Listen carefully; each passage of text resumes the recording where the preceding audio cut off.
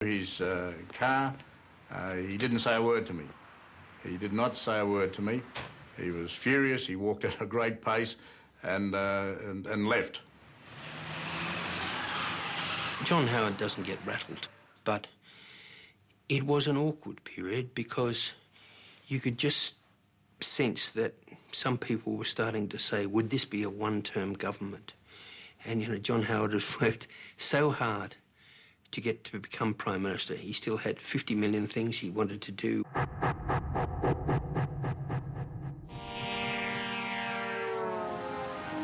There was one issue John Howard was hell-bent on tackling: reform of the waterfront. The reform of the waterfront was holy grail for the Howard government. And we realised when we got into government, in fact we realised before we were in government, when we were in opposition, that we really only had one window to make the reform, and that was in our first term. There was a legendary scorn about the inefficiency of the Australian waterfront. You know, the famous story about the lady in Charleville who's told that there's a cyclone coming, and she says, "Oh, don't worry, the wharfies won't land it." I mean, the idea that Australia could have a worse waterfront record than some landlocked country in Africa, which was, you know, one of the more extreme examples we had, but which was true. The waterfront was always two-pronged.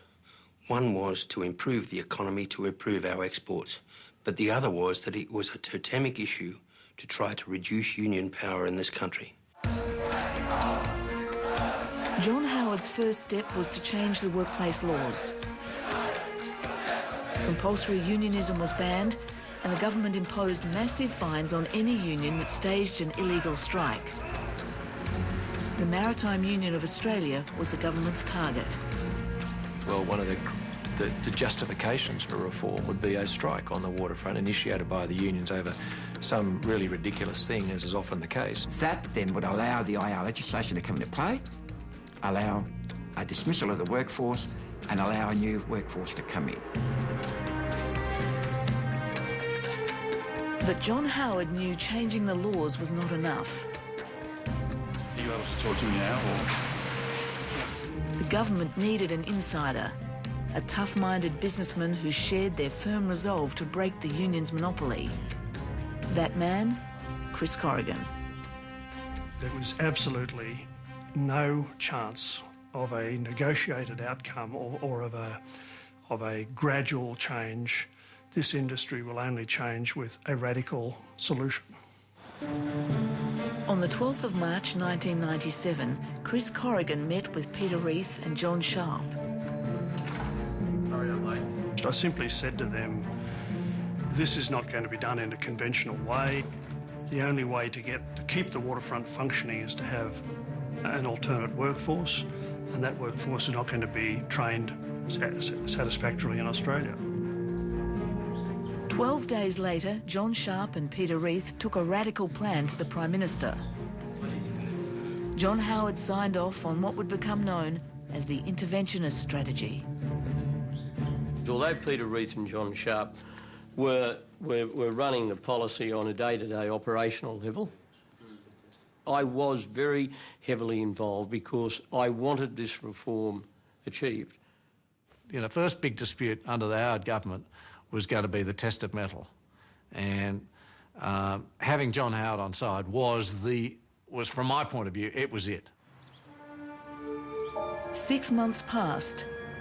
On the 18th of September 1997, a meeting was called in Treasury Place, Melbourne, to discuss the progress of waterfront reform. Chris Corrigan had been busy planning an alternate workforce. I had an obligation, in my view, to tell them certain things, to tell them the broad outline of what I was contemplating, and in particular to tell them that my plans may well result in significant redundancies on the waterfront. And I think I had an obligation to tell them that. As I say, you can't bring the country to a grinding halt, you know, and just leave the government in the dark. And Chris Corrigan made this perfectly clear. They'll be in a position to sack the workforce under the new legislation. And if he had to sack the workforce, he would require new labour. In a separate meeting with John Sharp and Peter Reith, Chris Corrigan revealed exactly what he wanted. He needed money, government money, to fund redundancy payments for sacked workers.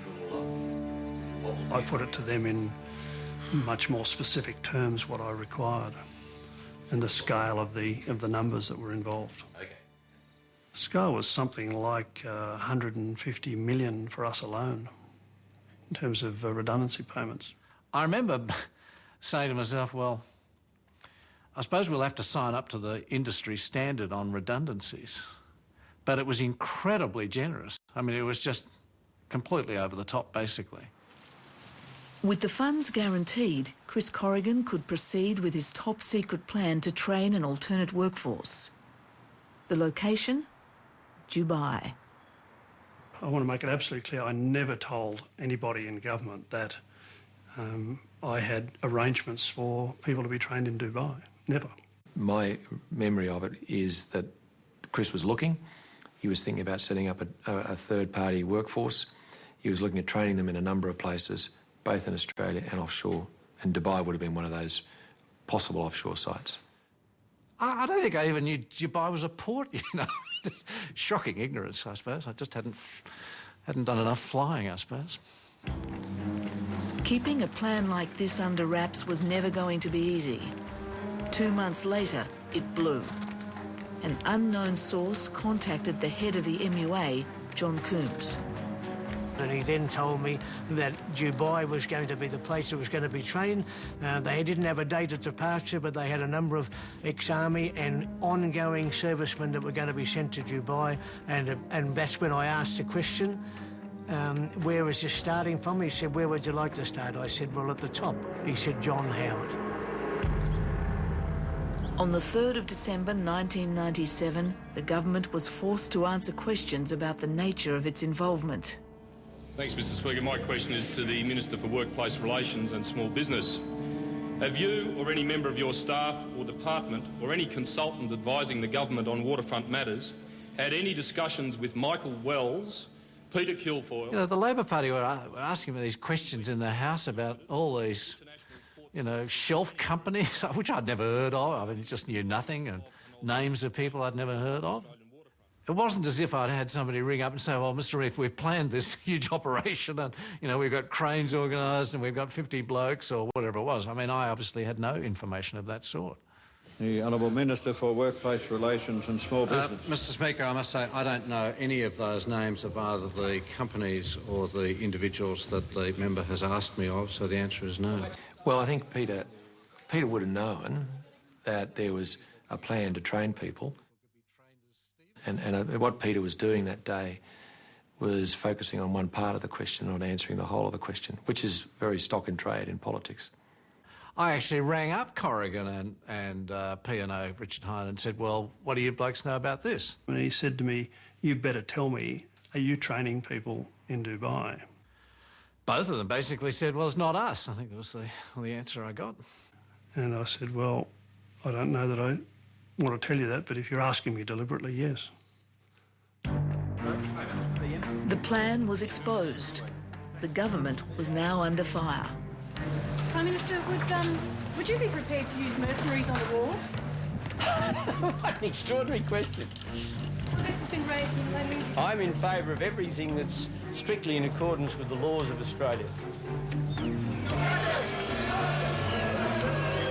The union movement mobilised its members, calling on its vast networks to stop the Dubai enterprise in its tracks. Instead of Reith saying it's a defining moment in industrial relations, it'll be a defining moment, the beginning of the end of the careers of Reith and Howard proprietors. That was the most significant rebut of the government and Patrick's attempts to replace our workforce. We got them expelled, kicked out of Dubai. They were all the next morning in Singapore on their way home. Johnny Howard is his name. Johnny Howard is his name. Busting unions is his game. Busting unions is his game. Reith is in the caper too. Reith is in the caper too. Chris Corrigan wasn't going to be outfoxed by the unions. He struck a deal with the MUA's traditional foe, the National